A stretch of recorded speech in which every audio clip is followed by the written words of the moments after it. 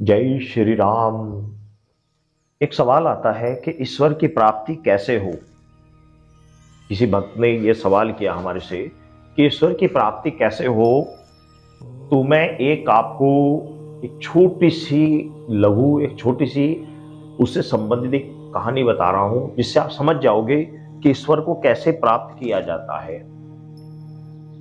ऐसा हुआ, एक राजा हुए और वो राजा बड़े धनवान थे। सब कुछ ऐशो आराम उनके पास था। वो प्रजा को अपने पुत्रवत प्रेम किया करते थे, अपने पुत्रों अपने बच्चों के समान प्रजा का पालन किया करते थे। एक बार राजा ने घोषणा की कि कल राजमहल का जो मुख्य द्वार है वह खोल दिया जाएगा और जो व्यक्ति जिस भी वस्तु के जाकर हाथ लगाएगा वह वस्तु उसकी हो जाएगी।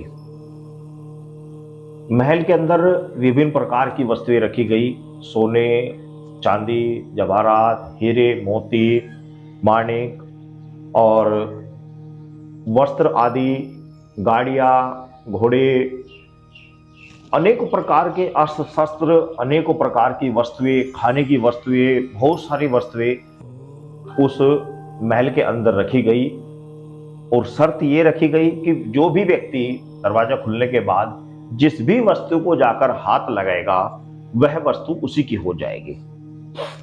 अब सभी के मन में उत्साह था कि भाई सुबह ही दरवाजे राजा का जो दरबार है उसका जो मेन गेट सुबह खुलेगा तो हम जाकर अमुक वस्तु को हाथ लगाएंगे, हम घोड़ों को लगाएंगे, हम धन दौलत को लगाएंगे, हम हीरे जवाहरात को लगाएंगे, हम खाने की ऐसी कोई वस्तु को उसको लगाएंगे, हम अच्छे अच्छे वस्त्रों को लगाएंगे, हम जूते चप्पलों को लगाएंगे। तो सभी व्यक्तियों ने अलग अलग धारणाएं बना रखी थी कि भाई हम इसको हाथ लगाएंगे, हम उसको अपनाएंगे, हम उसको अपनाएंगे।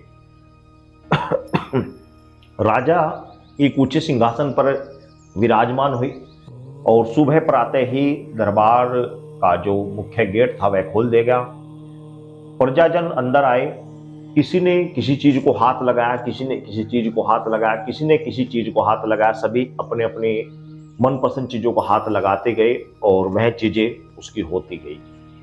उन भीड़ में से एक छोटी सी बच्ची निकली और वह जो बच्ची निकली छोटी सी, वह किसी भी वस्तु को हाथ न लगाकर केवल राजा की ओर बढ़ी। अब राजा ने देखा कि एक बच्ची मेरी ओर आ रही है तो उन्होंने विचार किया कि अवश्य ही ये अपनी किसी इच्छा को जाहिर करने मेरे पास आ रही है। तो राजा चौकस हो गए कि इसे आने दो और जो भी इच्छा ये जाहिर करेगी इस बच्ची की मैं अवश्य पूरी करूंगा। मन में ये धारणा कर सावधान होकर बैठ गए। इधर जब बच्ची राजा के पास पहुंची तो राजा के पास पहुंचने पर बच्ची ने कुछ भी नहीं मांगा, केवल अपने छोटे से हाथों से राजा के हाथ पर हाथ रख दिया। आप समझ गए होंगे इसका क्या तात्पर्य। जब राजा के हाथ के ऊपर नन्ही बच्ची ने हाथ रखा तो राजा उस बच्ची का हो गया। जब राजा उस बच्ची का हो गया तो उस प्रजा की, उस राज्य के अंदर जो भी वस्तुएं थी वो सब राजा की थी। तो राजा के ऊपर ही जब बच्ची ने हाथ रख दिया तो सारी वस्तुएं भी उस नन्ही बच्ची की हो गई। इसी प्रकार हम संसार में क्या करते हैं कि संसार में हम भटक रहे हैं, संसार में हम चक्कर काट रहे हैं, संसार की चकाचौंध को हम देख रहे हैं, चकाचौंध में हम लिप्त हैं। कभी कोई गाड़ी लेने के विचार में सोचता है भाई मेरे पास गाड़ी छोटी है, उसके पास अमुक के पास बड़ी गाड़ी है, मेरे पास अमुक होना चाहिए। आज हम 10,000 रुपए की नौकरी कर रहे हैं, सोचते हैं कि 20,000 की होनी चाहिए। जब 20 की होगी तो फिर सोचते हैं 50 की होनी चाहिए। हमेशा मन की ख्वाहिशें बढ़ती रहती हैं। जो चीज हमें प्राप्त है उसमें संतुष्ट नहीं है। जिस ईश्वर को हमें पाना चाहिए उसके पीछे ना भागकर संसार में जो परमात्मा की चीजें बनाई हुई हैं उन चीजों के पीछे हम भाग रहे हैं। यदि हम उन चीजों के पीछे भागना छोड़ दें और उस ईश्वर के पीछे दौड़ें तो सब कुछ अपना ही तो है। जब परमेश्वर ही हमारा अपना हो गया, जब हरि ही हमारा अपना हो गया, हरि नाम का हमने चश्मा अपनी आंखों पर पहन लिया तो सारा संसार ही हरा नजर आएगा।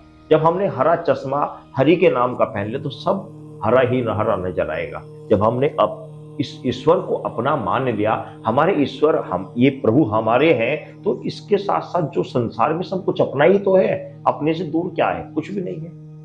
लेकिन हमने इनको तो अपना माना नहीं, इस संसार की चकाचौंध को अपना मान बैठे हैं। इसी चकाचौंध के कारण हम उस ईश्वर तक नहीं पहुंच पाते, उस ईश्वर को प्राप्त नहीं कर पाते। ये मुख्य कारण है। असली जो जरूरत है वह है इस चकाचौंध को छोड़ने की और उस ईश्वर को प्राप्त करने की। आप समझ गए होंगे मैं क्या समझाना चाह रहा हूं। सभी भक्तों को जय श्री राम।